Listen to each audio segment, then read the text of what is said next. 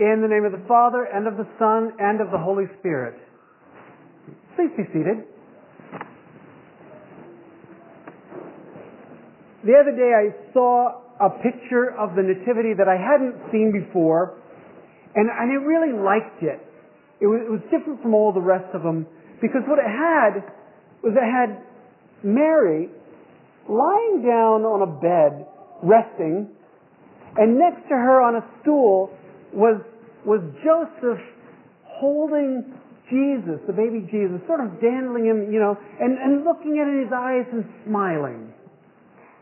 And I thought, yeah, that is a really neat picture of the Holy Family, because what's different about it is they're a family. It really looks like they're a family. Not just some icon like we're so used to seeing, but a real family, real people with real feelings.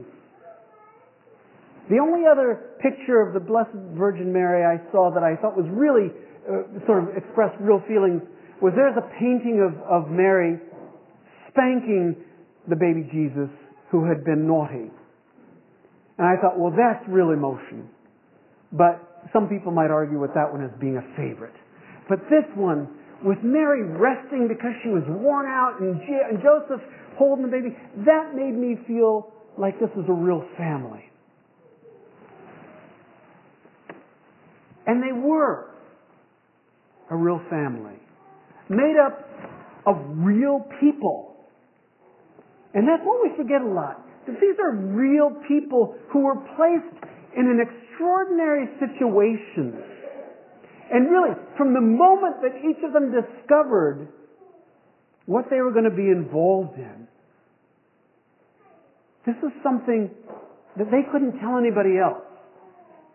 You can't go over to people and say, hey, listen, I'm going to go have the Son of God.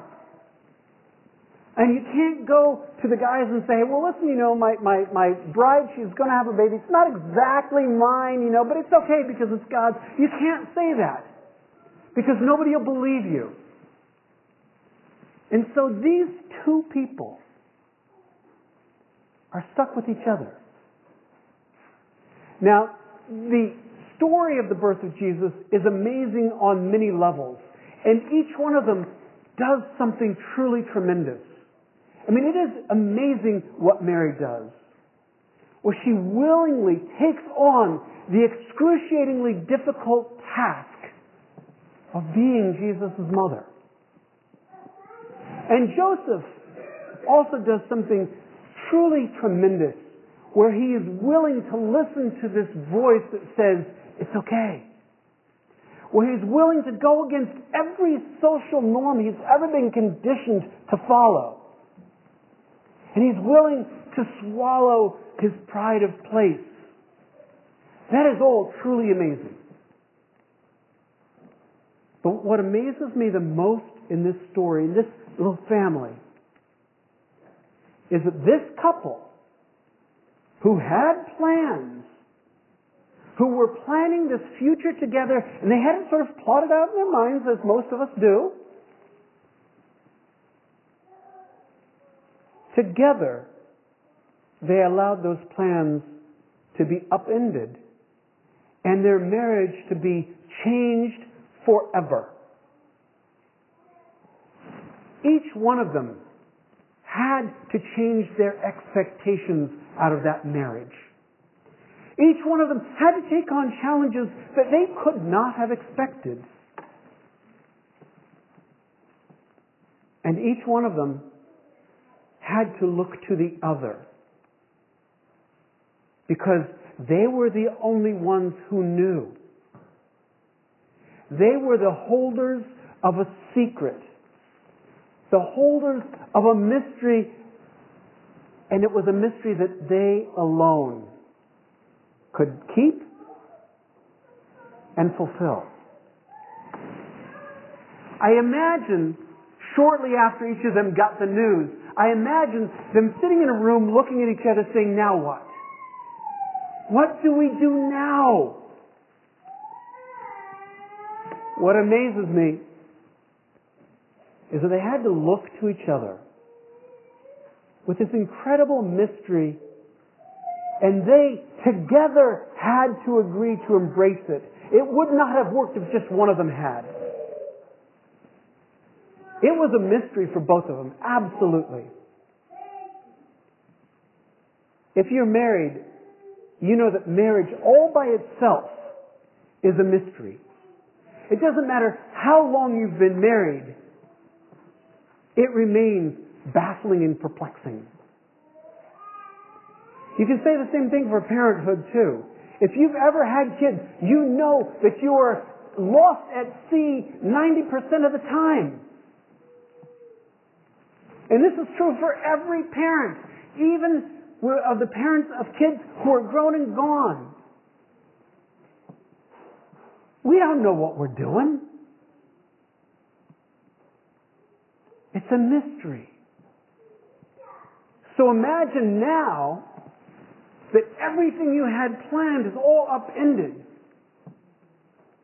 Because this mystery, which both Mary and Joseph are aware of, which both Mary and Joseph have to agree to be part of, it is the fulfillment of prophecy. Can you imagine carrying that weight? The words of Isaiah echoing in your mind. Can you imagine that being placed on top of the normal mystery of marriage and parenthood? And with all that, having no idea what's going to come next. What would it mean? Heck, what would your other kids be like? And how would they relate to this divine child?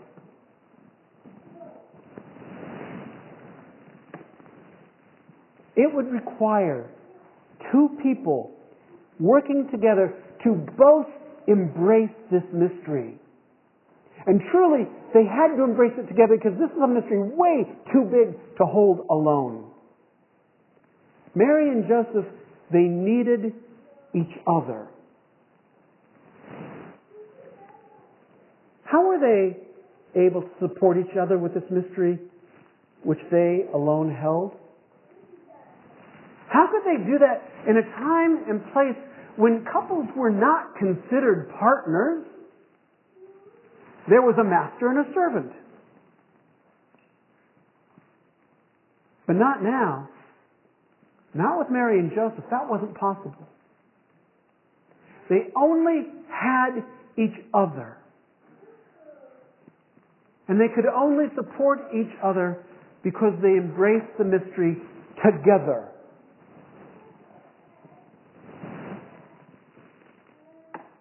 They became something new when they received the word from God that they were involved in a great mystery that involves the Son of God.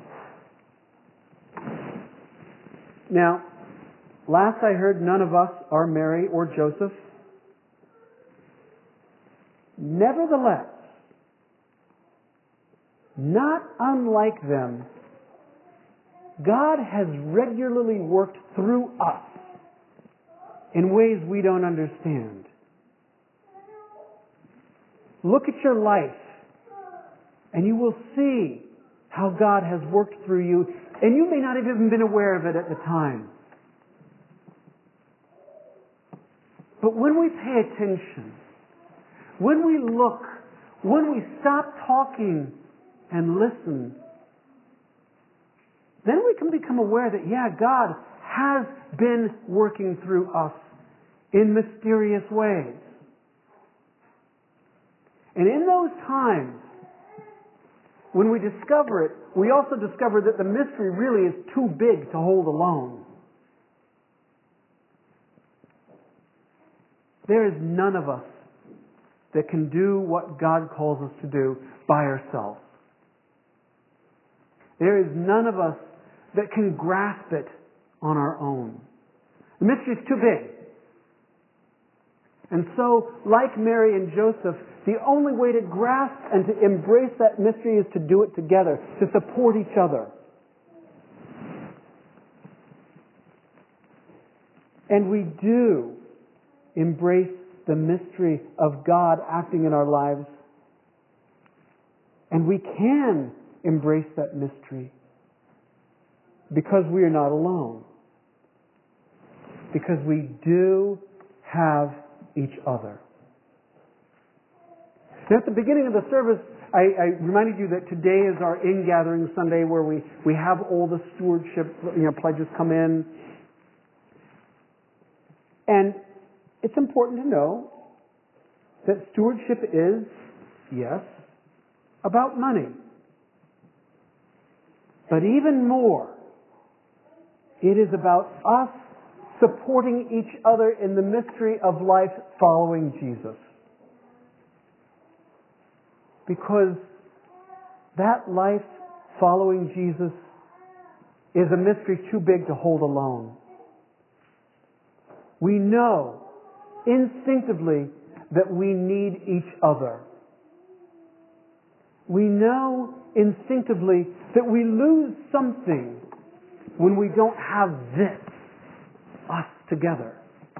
When we don't have the fellowship of support, when we don't have the fellowship of learning or guidance or understanding or challenge or simply the ability to dump on someone and know that they will still love you.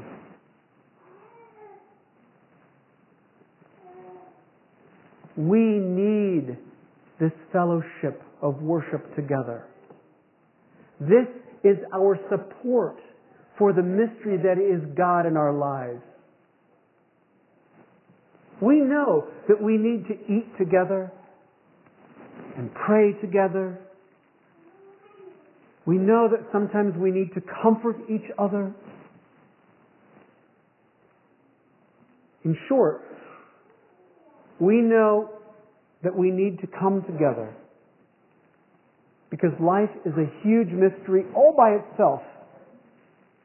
And when you throw in having to follow Jesus wherever Jesus leads, knowing that Jesus is going to lead us to places we just can't even comprehend, let alone want to go to, that's a mystery. How we end up where Jesus leads us, that's a mystery, and it needs support. Living a life that brings us closer to the divine, to the mystery of God's presence, that's a mystery we can't hold by ourselves. We need each other. And that being together, that is stewardship. This is the fourth Sunday of Advent. Advent is all about that mystery coming close to us. In fact, it's all about that mystery abiding with us in the form of Jesus Christ, God incarnate. Stewardship is about us embracing that mystery together. And together is the only way to really embrace that mystery. That's why Mary and Joseph amaze me more, because they embraced the mystery of raising Jesus together. That's why I like that image of the Holy Family where Mary's taking a break and Jesus has the baby, and Joseph has the baby. They are in this together. They embrace the mystery of God together.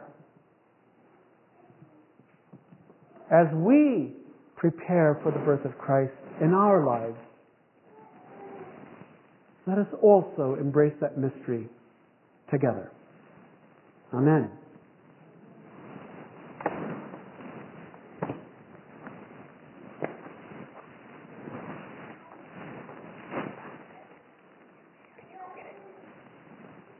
Now, what I said at the beginning of the service was immediately following the sermon, we're going to just pass a basket around, and those who have their pledges ready to turn in, just put it in the basket. And those who don't have it, you can come and do it later on, that's okay. But we'll do that, and once that's done, I'm just going to ask whoever has the basket last to come up and bring it up here, and we will bless that basket and then place it on the altar. So, It's a simple process. Just give it to you, take it, pass it around. And if you have to reach or get up, that's okay. But we're sharing this together.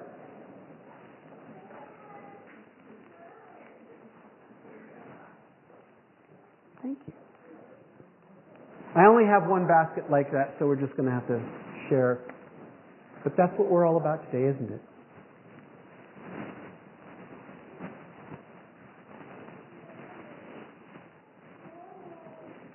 I feel like we ought to have some music, but I'm not sure what music you have for turning in pledges.